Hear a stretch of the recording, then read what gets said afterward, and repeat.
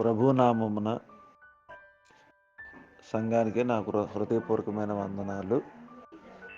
దేవుని బిడ్డలారా, ఈ దినపు దేవుని యొక్క వాగ్దానము, మీరు యెహోవా పక్షమున వారైన ఎడల ఆయన మీ పక్షమునుండును. 2వ దినవృత్తాంతాల గ్రంథము 15వ అధ్యాయము 2వ వచనం.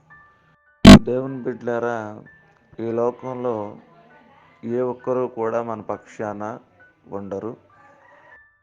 మనము ఎవరి పక్షాన ఉన్నా కూడా మన జీవితంలో ప్రయోజనకరంగా ఉండదు. ఎందుకంటే దేవుని వాక్యం సెలవిస్తూ ఉంది, మనుషులను నమ్ముకున్నట కంటే రాజులను నమ్ముకున్నట కంటే యెహోవాను ఆశ్రయించుట మేలని వాక్యం సెలవిస్తుంది. మరి మనం దేవుని పక్షాన ఉండువారుగా ఉండాలి. ఏ విధంగా మనం దేవుని పక్షాన ఉండాలి? ఆయన చిత్తాన్ని చేస్తూ, అపోస్తలుడైన పౌలు అంటాడు, నేను క్రీస్తును పోలి నడుస్తున్నాను అంటాడు. అంటే నేను దేవుని పక్షాన నడుస్తున్నాను అనేటువంటి మాట తెలియజేస్తాడు. మానవ జీవితంలో మనం దేవుని పక్షాన ఉంటూ, దేవుని సన్నిధానాన్ని నిమిత్తము, దేవుని రాజ్యవ్యాప్తి నిమిత్తము, దేవుని ప్రణాళికను నిమిత్తము మనం ఉంటూ దేవుని సన్నిధిలో ముందుకు మనం వెళ్ళగలిగితే, దేవుని చిత్తాన్ని నెరవేరిస్తే దేవుడు మన పక్షాన ఉంటాడని దేవుని యొక్క వాక్యం చాలా స్పష్టంగా మనకు తెలియజేస్తూ ఉంది. దేవుని పక్షాన అంటే దేవుని పని చేయడంలో, దేవుని మహింపరచడంలో, దేవుని చిత్తాన్ని చేయడంలో, దేవుని అడుగుజాడల్లో నడిస్తే మనం దేవుని పక్షాన ఉన్నట్టు, ఆయన సహవాసం చేస్తే అప్పుడు ఆయన మన పక్షాన ఉంటాడు. ఎవరైతే దేవుని పనిలో, దేవుని పరిచర్యలో, దేవుని చిత్తాన్ని, దేవుని యొక్క రాజ్య మహిమార్థము, దేవుని స్వార్థ నిమిత్తము పనిచేస్తూ ఆయన పక్షాన ఉంటారో, ఆయన పనులు, ఆయన కార్యాలు, మందిరాల్లో ఎక్కడైనా ఆయన పరిచర్యలో భాగస్థులుగా ఎవరైతే ఉంటూ ఉన్నారో వారి పక్షాన ఆయన ఉంటాడు.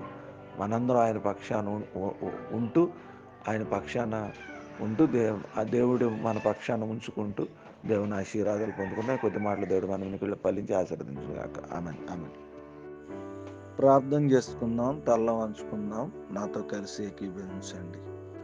మహాపరిశుద్ధుడా, సజీవుడా, సర్వాధికారి, నిరంతరము స్తోత్రార్హుడైన మా తండ్రి, మీ ఘనమైన నామాన్ని బట్టి, మీ మహిమ గల నామాన్ని బట్టి ఎంతగానో స్తుతిస్తూ మిమ్మల్ని నేను ఆరాధిస్తూ ఉన్నాను. రాత్రంతా కూడా కాచి కాపాడి శ్రేష్టమైనటువంటి మీ కృప దయచేసి మరొక దినాన్ని మాకు ఇచ్చినందుకు మీ స్తోత్రాలు.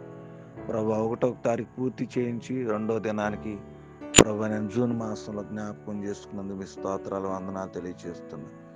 నైనా మరి 2వ దినవృత్తాంతాల గ్రంథం 15వ అధ్యాయం 2వ వచనం ద్వారా మీరు యెహోవా పక్షపు గలవారైన ఎడల ఆయన మీ పక్షం నుండి అన్నారు. మా జీవితంలో మీ పక్షంగా ఈ లోకంలో జీవించడానికి సహాయం చేయండి. ఎప్పుడైతే మీ పక్షాన ప్రభు ఈ లోకంలో మేము ఉండగలుగుతాము, మా పక్షాన్ని మీరు ఉంటారు. మా పక్షాన ప్రభు మీరు ఉన్నప్పుడు మా జీవితంలో ఆశీర్వాదం ఉంటుంది, దేవుని ఉంటుంది ప్రభు, ఉన్నతమైన స్థితిలో ఉండగలుగుతాం. మా కుటుంబంలో ఉన్న ప్రతి అవసరత తీర్చబడింది తండ్రి. ఈ లోకంలో ఎవరు మా పక్షాన ఉన్నా ఉండకపోయినా మీరు మా పక్షాన ఉండే విధంగా మేము మీ పక్షాన్ని జీవించడానికి ఈ లోకంలో ప్రత్యేకంగా ప్రతి ఒక్కరు మీ పక్షాన్ని జీవించే విధంగా కృప చూపించమని కోరుకుంటూ ఉన్నాం. ఈ లోకంలో ప్రభు ఆయన పరిశుద్ధత, పవిత్రత, విశ్వాసము, స్వార్థకు అనుగుణంగా జీవించే ప్రతి ఒక్కరికి దయచేయమని ప్రార్థన చేస్తాం. ఏదైనా పుట్టినరోజులు, వివాహ దినాలు, స్వార్థ పరిచయాలు, వాతావరణం అన్నింటిలో కూడా మీరు సహాయం చేసి ఏదైనా దీవులతో నింపమని ఈ ప్రార్థన చేస్తున్నామని అడుగుచున్నాం తండ్రి. ఆమెన్. ఆమెన్.